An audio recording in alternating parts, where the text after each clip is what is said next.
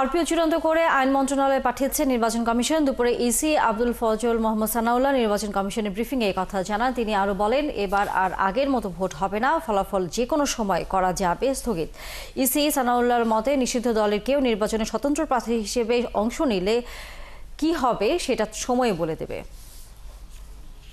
আপনি যে ইলেকশনের কথা বলছেন সেই ইলেকশনে সম্ভবত ভোটারও ছিল না। যে ভোটার লাইন আমরা দেখেছি সেই ভোটার লাইনটাও সঠিক ছিল না। সেই ইলেকশনে সম্ভবত ভোট কেন্দ্রের ভিতরে এজেন্টও ছিল না। অনুরূপভাবে যথাযথ সাংবাদিকদের উপস্থিতি ছিল না, অবজারভারদের উপস্থিতি ছিল না। আমাদেরকে ইনশাল্লাহ সেই ইলেকশন বাংলাদেশে আর হবে না।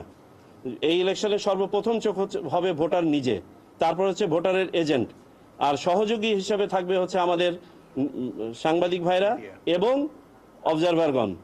না ভোটের ব্যাপারে যে সিদ্ধান্তটা হয়েছিল যে এখন থেকে কোথাও একক প্রার্থী থাকলে সরাসরি তাকে বিজয়ী ঘোষণা করা হবে না, তাকে না এর বিপক্ষে ভোট করতে হবে।